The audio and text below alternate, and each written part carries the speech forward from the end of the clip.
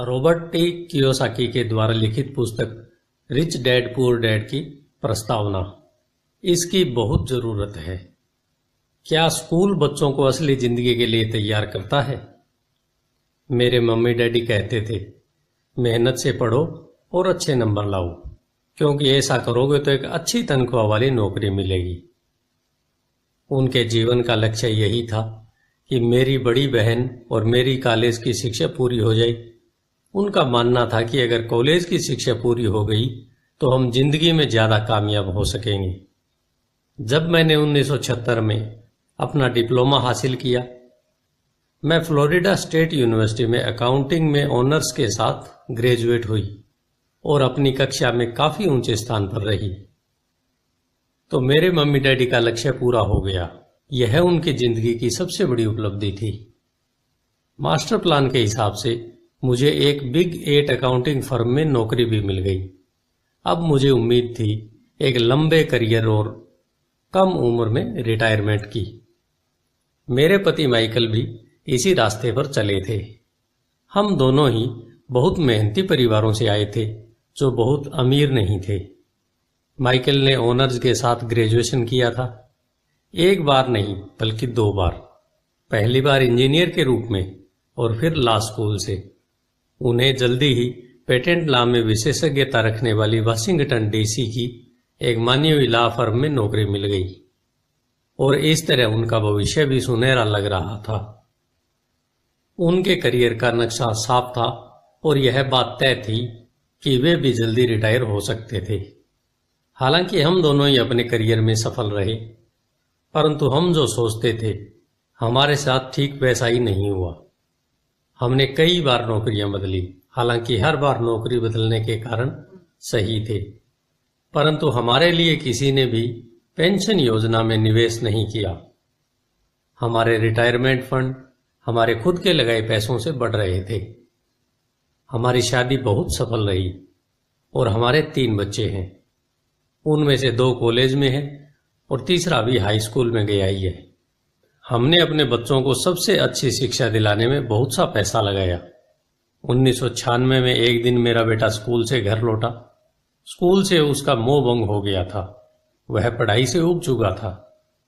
मैं उन विषयों को पढ़ने में इतना ज्यादा समय क्यों बर्बाद करूं जो असली जिंदगी में मेरे काम ही नहीं आएंगे। उसने विरोध किया।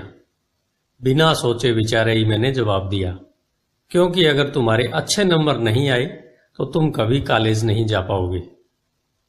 चाहे मैं कॉलेज जाऊं या ना जाऊं, उसने जवाब दिया, मैं अमीर बनकर दिखाऊंगा। अगर तुम कॉलेज से ग्रेजुएट नहीं होगे तो तुम्हें कोई अच्छी नौकरी नहीं मिलेगी। मैंने एक मां की तरह चिंतित और आशंकित होकर कहा, बिना अच्छी नौकरी के तुम किस तरह अमीर बनने के सपने देख सकते हो? मेरे बेटे ने मुस्कुराकर अपने सिर को बोरियत भरे अंदाज में हिलाया।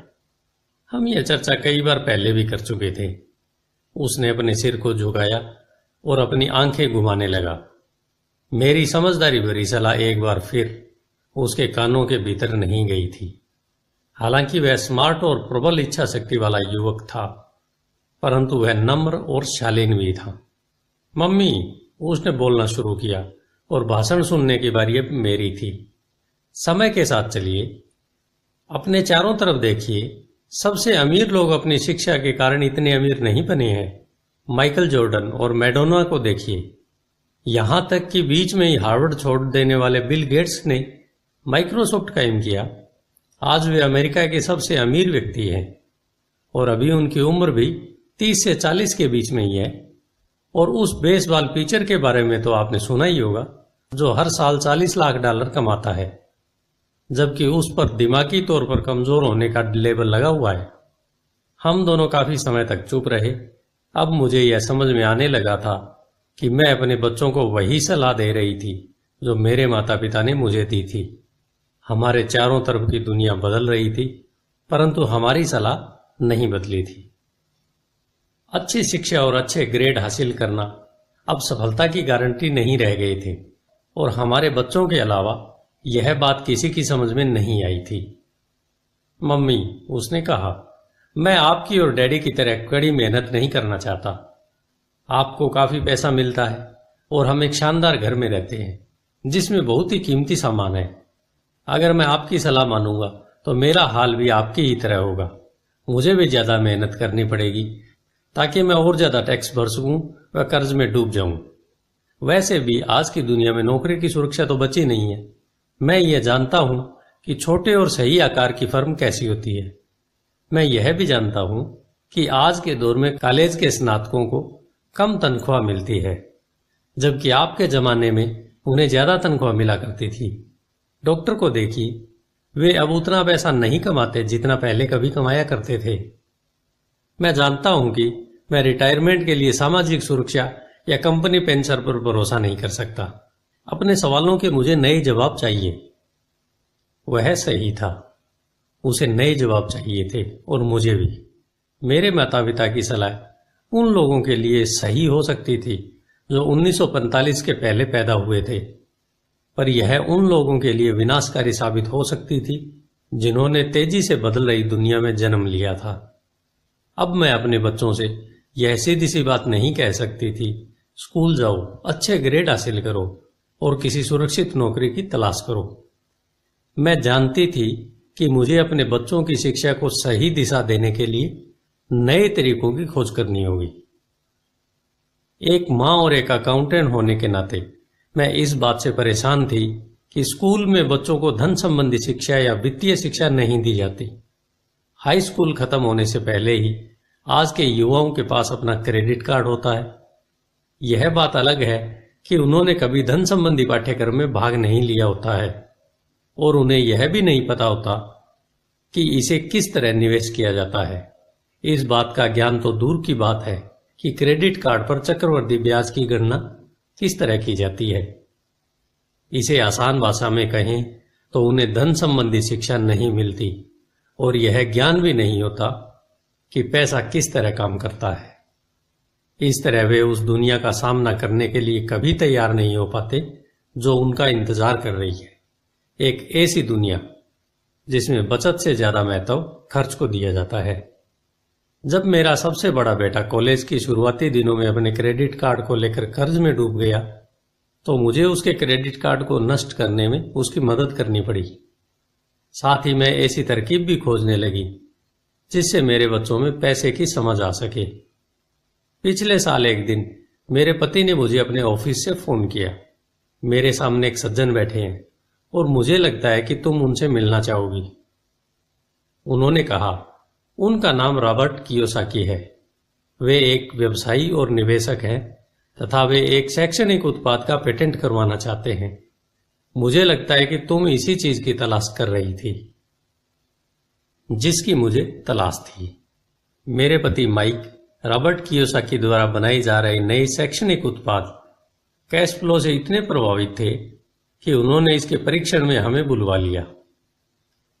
यह एक शैक्षणिक खेल था, इसलिए मैंने स्थानीय विश्वविद्यालय में पढ़ रही अपनी 19 वर्षीय बेटी से भी पूछा कि क्या वह मेरे साथ चलेगी और वह तैयार हो गई। इस खेल में हम लगभग 15 लोग थे जो 3 समूहों में विभाजित थे। माइक सही थे, मैं इसी तरह के शैक्षणिक उत्पाद की खोज कर रही थी।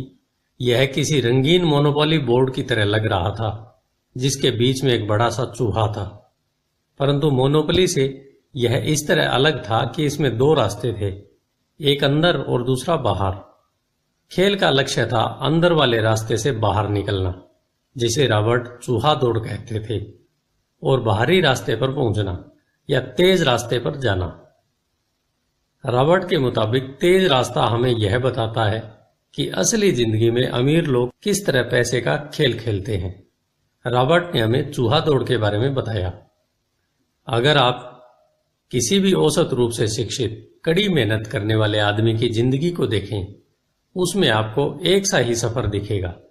बच्चा पैदा होता है, स्कूल जाता है, माता पिता खुश हो जाते हैं क्योंकि बच्चे को स्कूल में अच्छे नंबर मिलते हैं और उसका दाखिला कॉलेज में हो जाता है।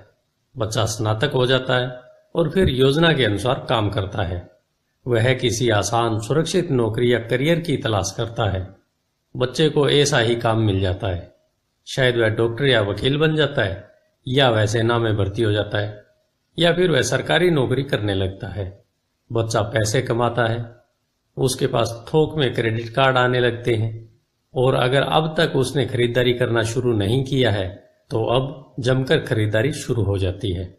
खर्च करने के लिए पैसे पास में होते हैं तो वह उन जगहों पर जाता है जहां उसकी उम्र के ज्यादा नौजवान जाते हैं, लोगों से मिलते हैं, डेटिंग करते हैं और कभी कभार शादी भी कर लेते हैं।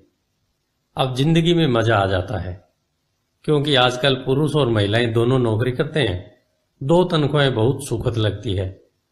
पति पत्नी को लगता है कि उनकी जिंदगी सफल हो गई है, उन्हें अपना भविष्य सुनहरा नजर आता है।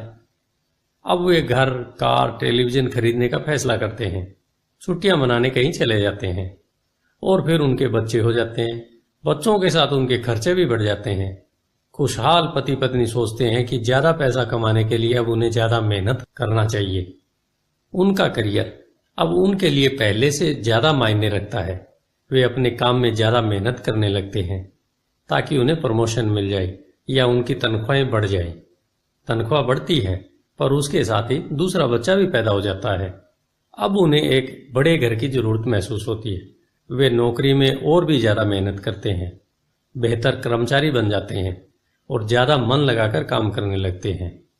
ज्यादा विशेषज्ञता हासिल करने के लिए वे एक बार फिर किसी स्कूल में जाते हैं ताकि वे ज्यादा पैसा कमा सकें। हो सकता है कि वे दूसरा काम भी खोज लें। उनकी आमदनी बढ़ जाती है, परंतु उस आमदनी पर उन्हें इनकम टैक्स भी चुकाना पड़ता है। यही नहीं, उन्होंने जो बड़ा घर खरीदा है उस पर भी टैक्स देना होता है। इसके अलावा उन्हें सामाजिक सुरक्षा का टैक्स तो चुकाना ही है। इसी तरह बहुत से टैक्स चुकाते चुकाते उनकी तनख्वाह चुक जाती है। वे अपनी बढ़ी हुई तनख्वाह लेकर घर आते हैं और हैरान होते हैं कि इतना सारा पैसा आखिर कहाँ चला जाता है। भविष्य के लिए बचत के हिसाब से वे कुछ म्यूचुअल फंड भी खरीद लेते हैं और अपने क्रेडिट कार्ड से घर का किराना खरीदते हैं। उनके बच्चों की उम्र अब 5 या 6 साल हो जाती है। यह चिंता भी उन्हें सताने लगती है कि बच्चों के कॉलेज की शिक्षा के लिए भी बचत जरूरी है। इसके साथ ही उन्हें अपने रिटायरमेंट के लिए पैसा बचाने की चिंता भी सताने लगती है।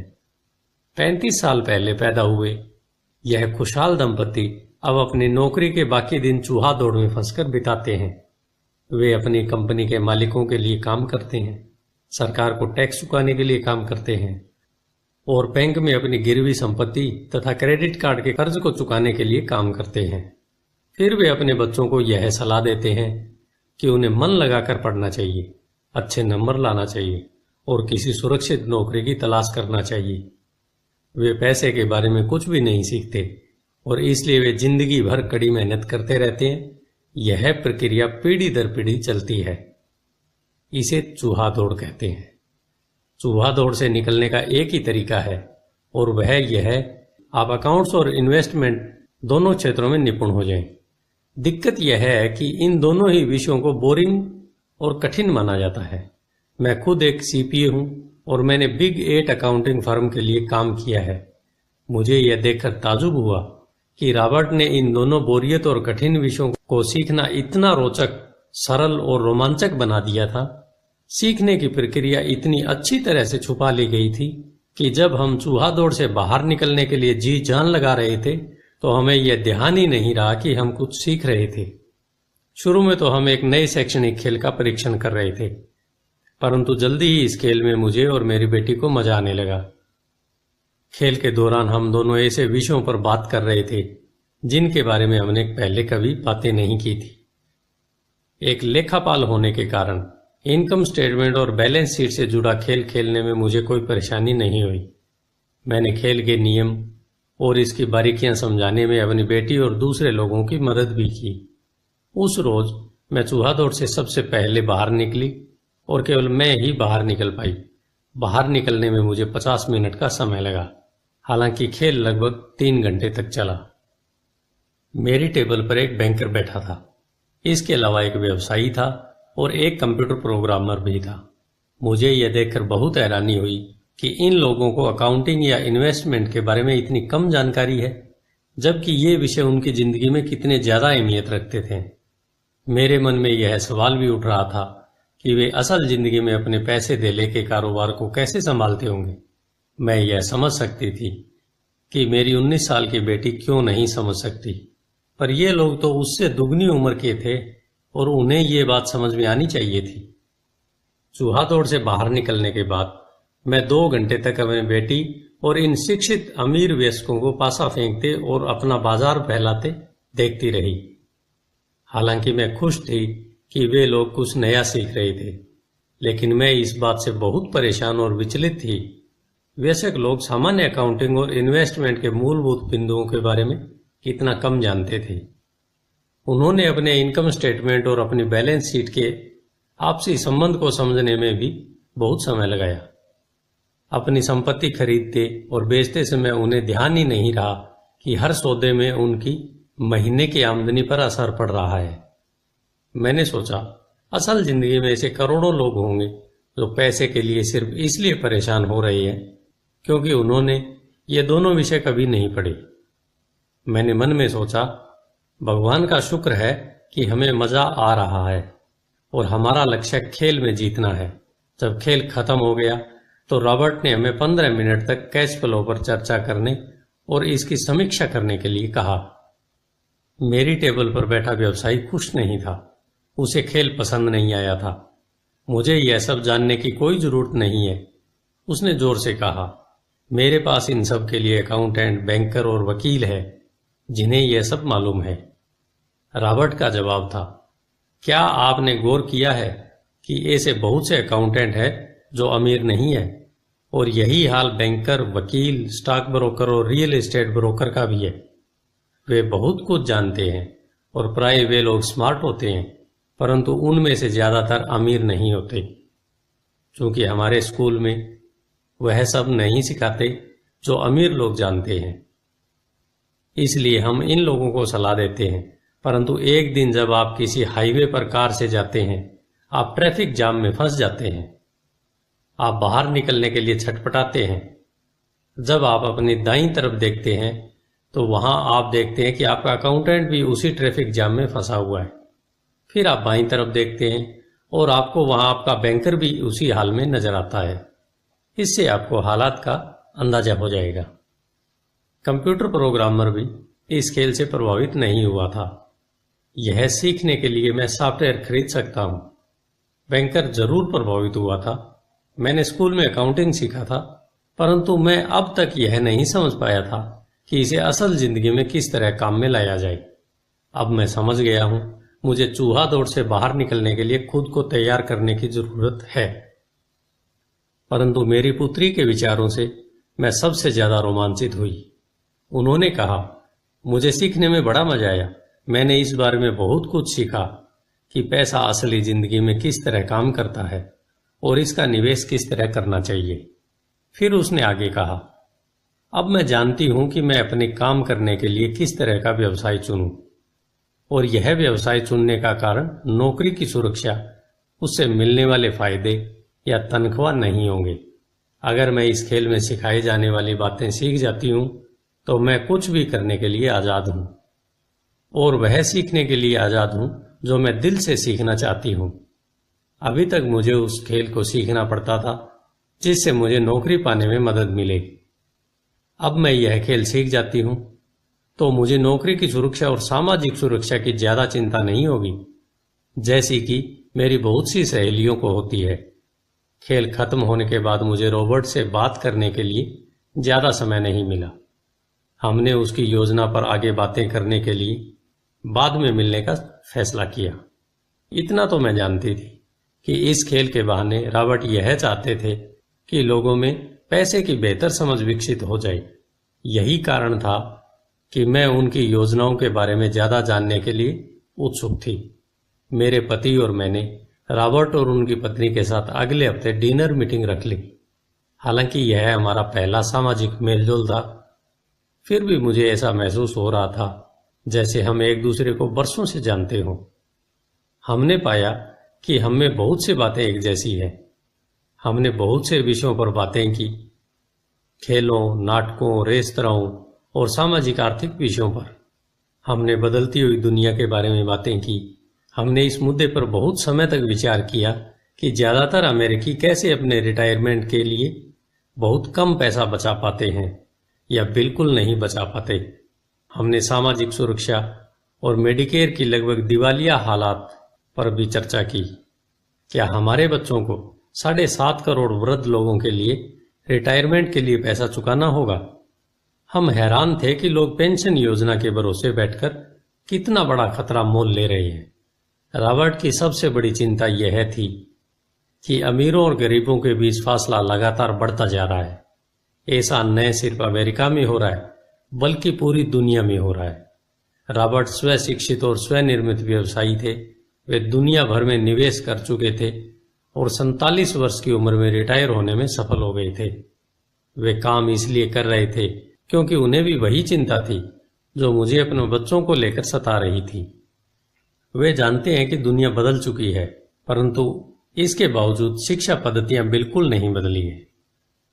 रॉबर्ट के अनुसार बच्चे सालों तक दकियानुसी शिक्षा पद्धति में अपना समय गुजारते हैं और ऐसे विषय पढ़ते हैं जो उनके जीवन में कभी भी कहीं भी काम नहीं आने वाले हैं, और वे ऐसी दुनिया के लिए तैयारी करते हैं जिसका अब नामो निशान भी नहीं बचा है।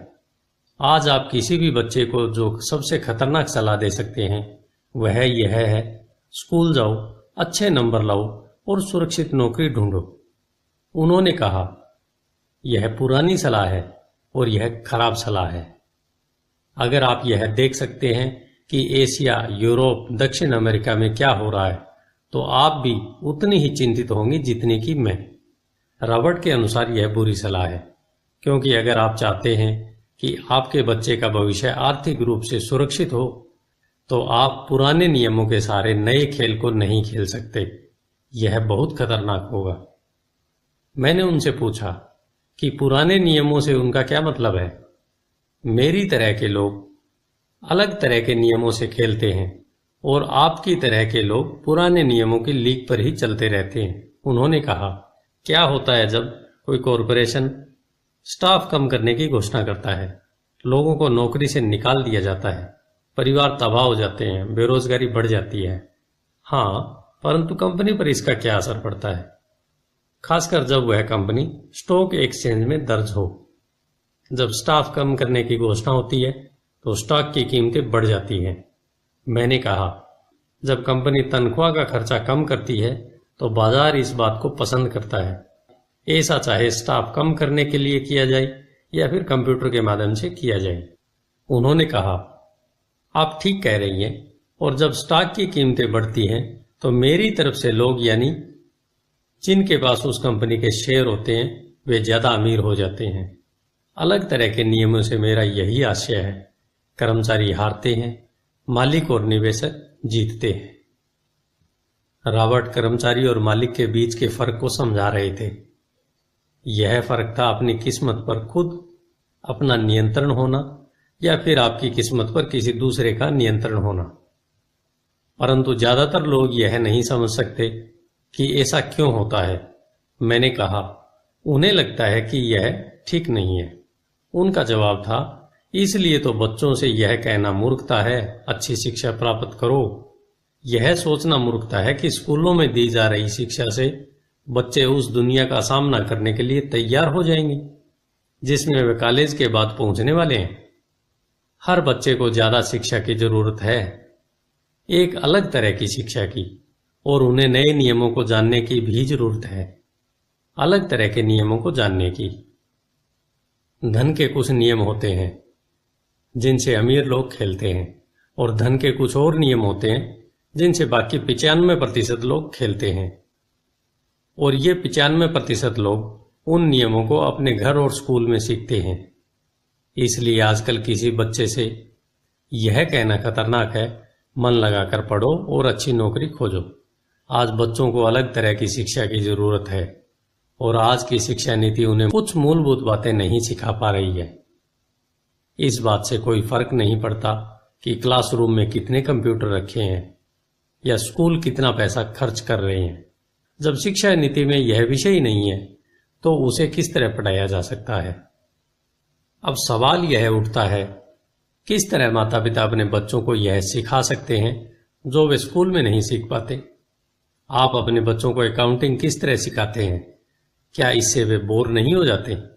और आप उसे किस तरह निवेश करना सिखाएंगे जब एक पालक के रूप में आप खुद निवेश के खतरे से डरते हैं। अपने बच्चों को सुरक्षित जीवन के लिए तैयार करने के बजाय मैंने यह बेहतर समझा कि उन्हें रोमांचक जीवन के लिए तैयार किया जाए। तो आप किस तरह किसी बच्चे को धन और उन सब चीजों के बारे में सिखा सकते हैं जिन पर हमने अभी विचार किया है? मैंने रॉबर्ट से पूछा। हम किस तरह इसे माता पिता के लिए आसान बना सकते हैं, खासकर तब जब उन्हें खुद ही इसकी समझ न हो? उन्होंने कहा, मैंने इस विषय पर एक पुस्तक लिखी है। वह पुस्तक कहाँ है? मेरे कंप्यूटर में।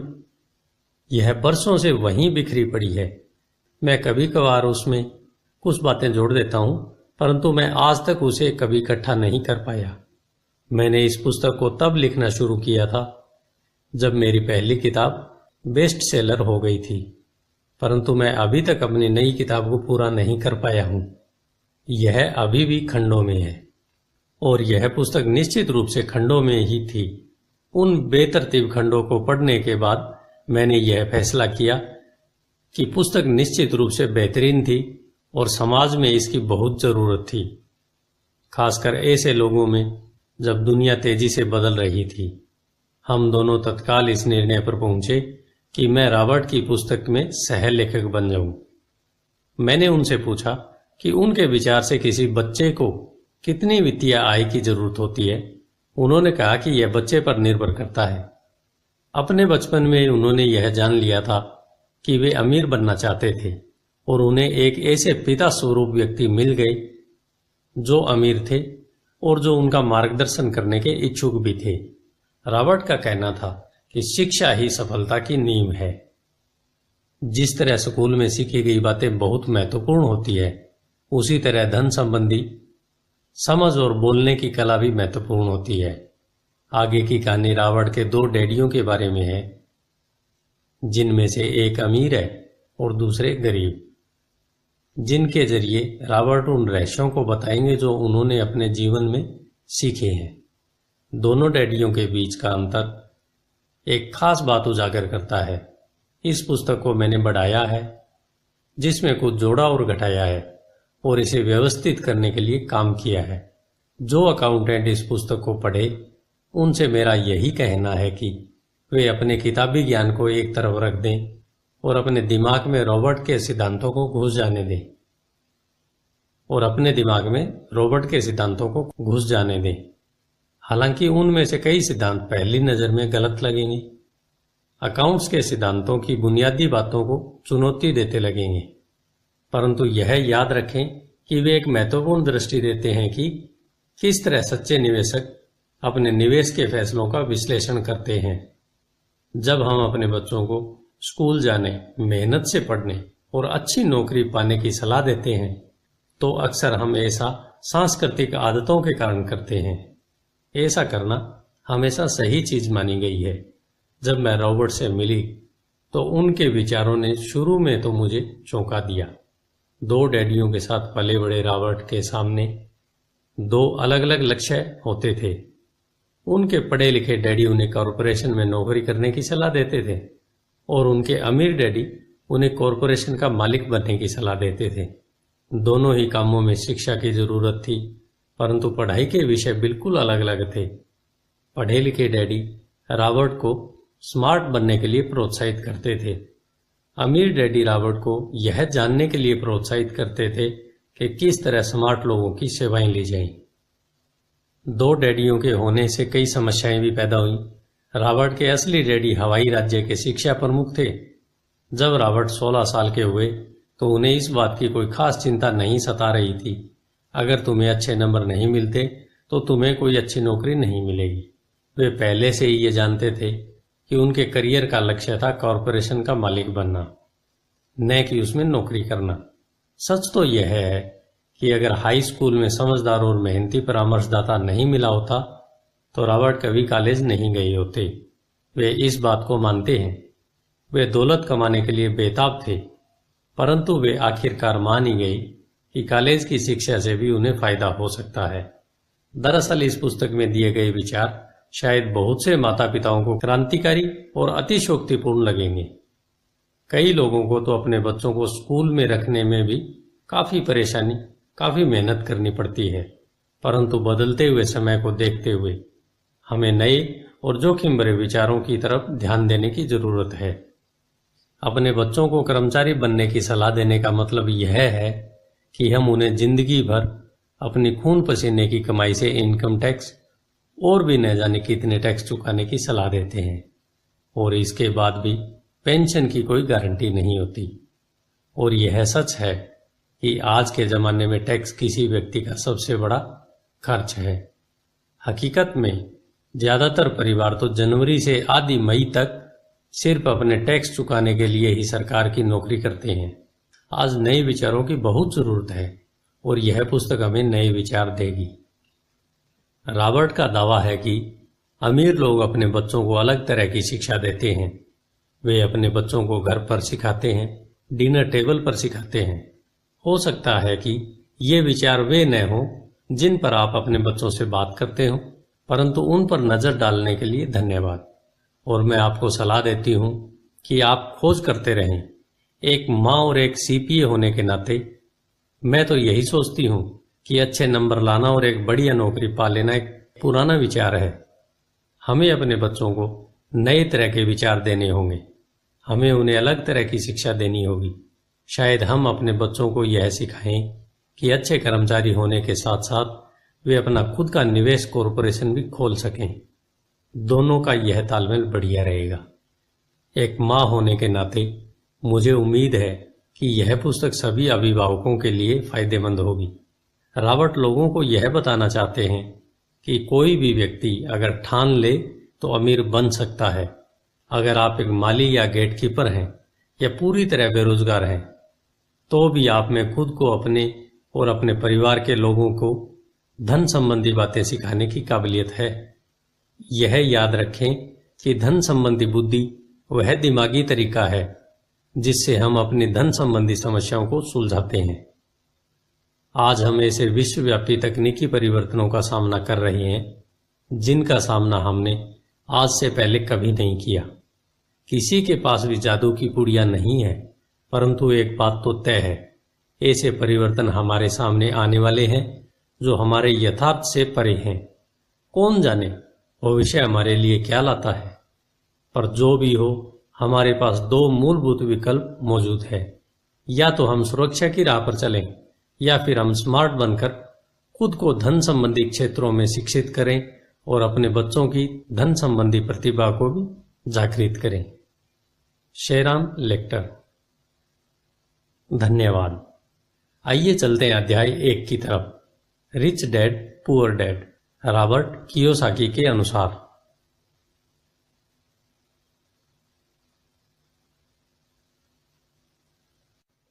अध्याय 1, rich dad poor dad, Robert Kiyosaki के अनुसार। मेरे 2 डैडी थे, एक अमीर और दूसरे गरीब। एक बहुत पढ़े लिखे और समझदार थे, वे पीएचडी और उन्होंने अपने 4 साल के अंडर ग्रेजुएट कार्य को 2 साल से भी कम समय में कर लिया था। इसके बाद वे आगे पढ़ने के लिए Stanford university, university of Chicago तथा नॉर्थ वेस्टर्न यूनिवर्सिटी गए और यह सब उन्होंने पूरी तरह से स्कॉलरशिप के सहारे ही किया। मेरे दूसरे डैडी 8वीं से आगे नहीं पढ़े थे। दोनों ही अपने करियर में सफल थे। दोनों ने जिंदगी भर कड़ी मेहनत की थी।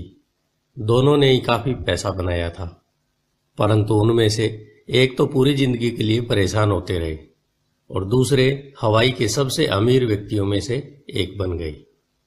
एक डैडी के मरने पर उनके परिवार, चर्च और जरूरतमंदों को करोड़ों डॉलर की दौलत मिली और दूसरे अपने पीछे कर्ज छोड़कर मर गए। मेरे दोनों डैडी इरादे के पक्के, चमत्कारी और प्रभावशाली थे। दोनों ने मुझे सलाह दी, परंतु उनकी सलाहें एक सी नहीं थी। दोनों ही शिक्षा पर बहुत जोर देते थे, परंतु उनके द्वारा सुझाए गए पढ़ाई के विषय अलग अलग थे। अगर मेरे पास केवल एक ही डैडी होते तो मैं या तो उनकी सलाह मान लेता या फिर उसे ठुकरा देता। चूंकि सलाह देने वाले 2 थे, इसलिए मेरे पास 2 विरोधाभासी विचार होते थे।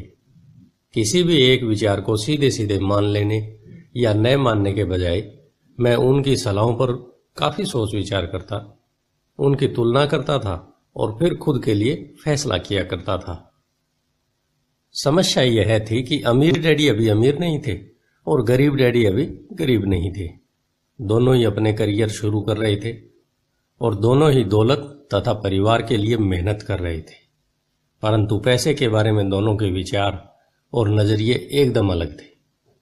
उदाहरण के तौर पर एक डैडी कहते थे, पैसे का मोह ही सभी बुराइयों की जड़ है, जबकि दूसरे डैडी कहा करते थे, पैसे की कमी ही सभी बुराइयों की जड़ है।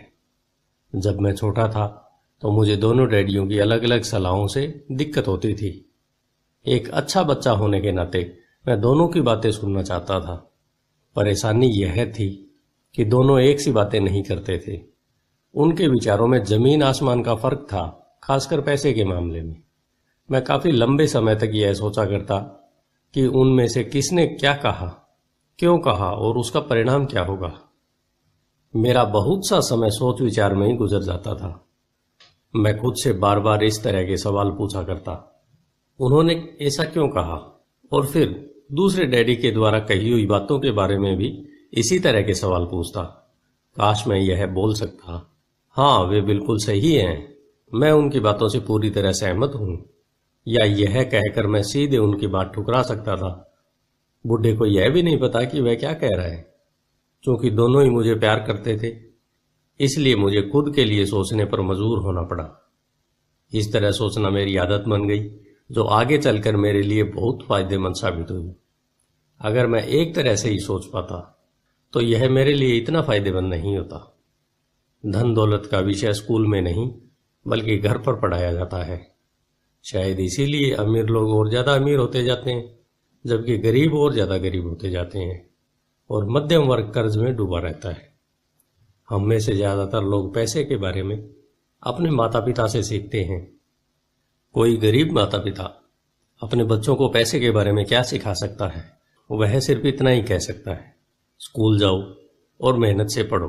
हो सकता है वह बच्चा अच्छे नंबर से कॉलेज की पढ़ाई पूरी कर ले, फिर भी पैसे के मामले में उसकी मानसिकता और उसके सोचने का ढंग एक गरीब आदमी जैसा ही बना रहेगा।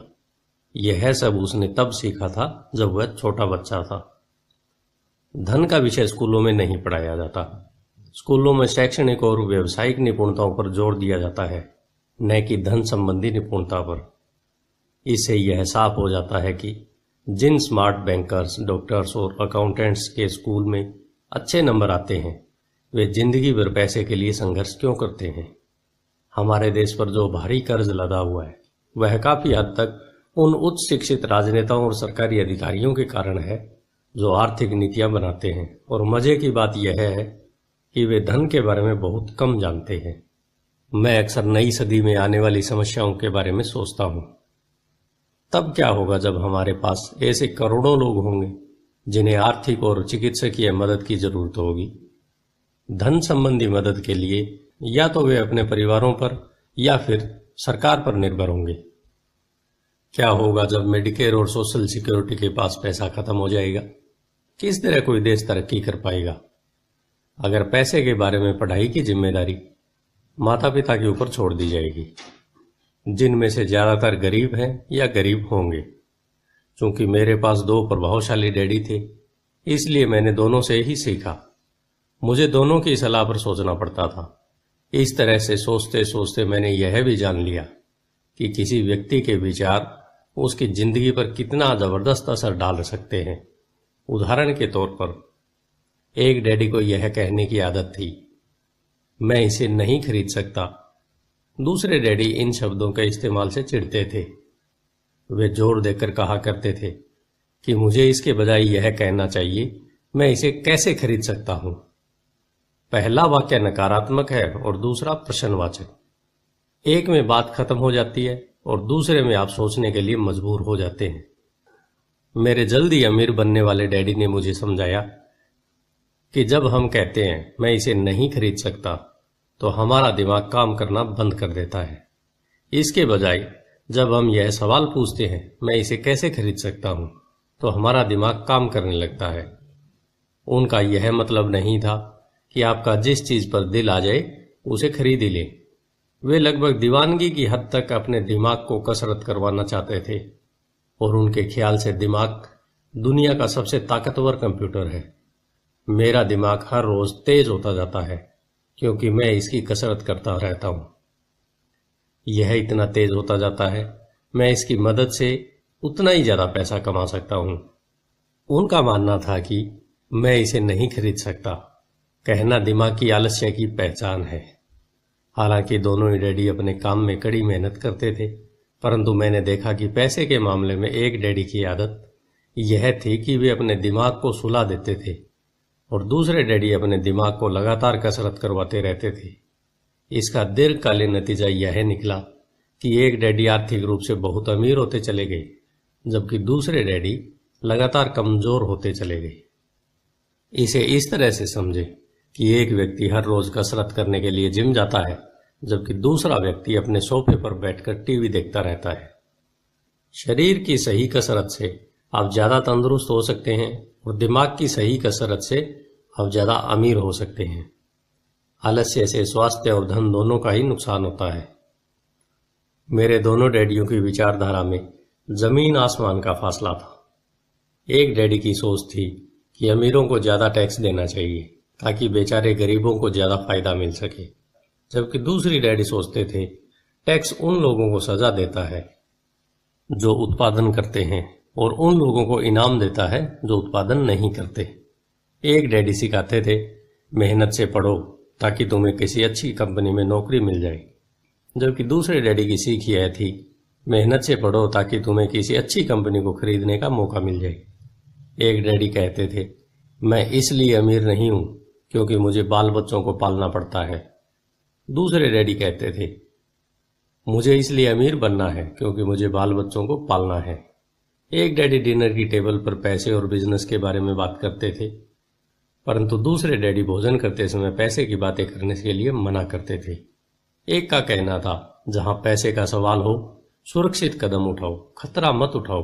दूसरे का कहना था खतरों का सामना करना सीखो। एक का मानना था हमारा घर ही हमारा सबसे बड़ा निवेश और हमारी सबसे बड़ी संपत्ति है, जबकि दूसरे का मानना था मेरा घर मेरा दायित्व है और अगर आपका घर आपकी नजर में सबसे बड़ा निवेश है तो आप कष्ट में हैं।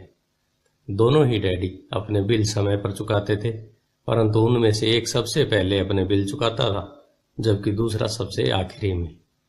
एक डैडी का यह मानना था कि कंपनी या सरकार को आपका ध्यान रखना चाहिए और आपकी जरूरतों को पूरा करना चाहिए।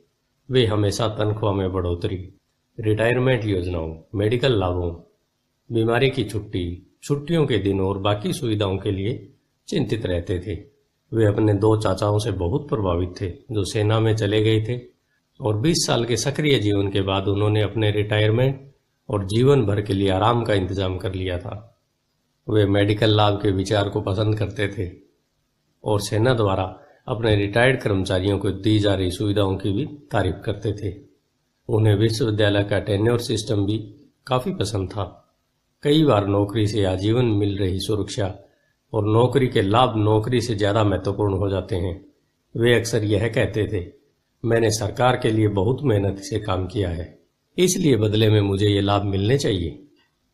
दूसरे डैडी पूरी तरह से आर्थिक स्वावलंबन में विश्वास करते थे। वे सुविधा भोगी मानसिकता के विरोधी थे।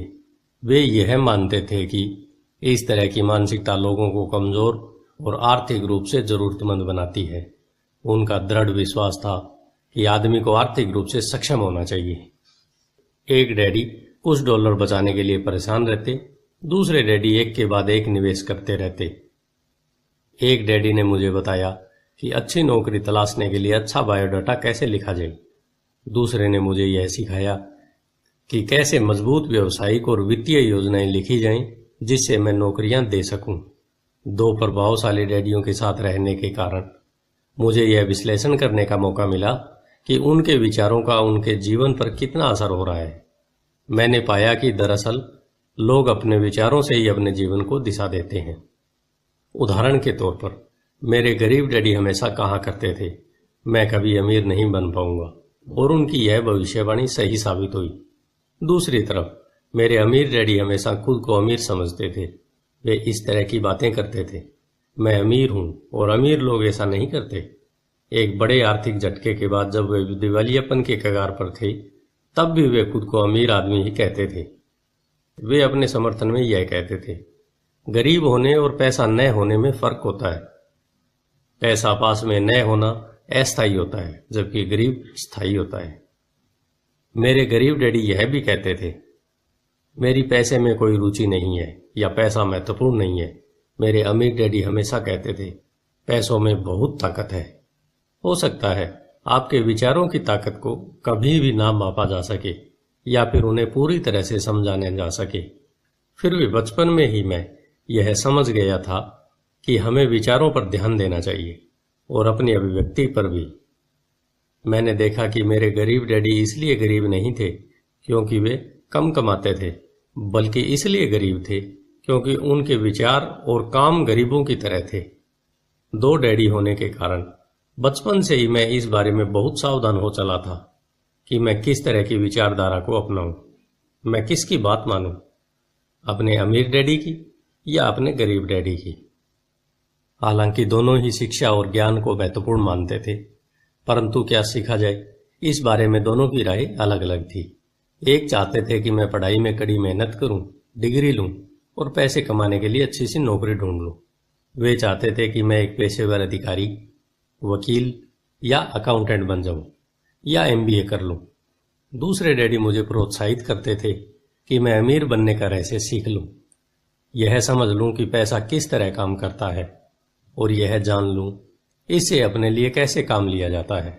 मैं पैसे के लिए काम नहीं करता। इन शब्दों को वे बार बार दोहराया करते। पैसा मेरे लिए काम करता है। 9 साल की उम्र में मैंने यह फैसला किया कि पैसे के बारे में मैं अपने अमीर डैडी से सीखूंगा।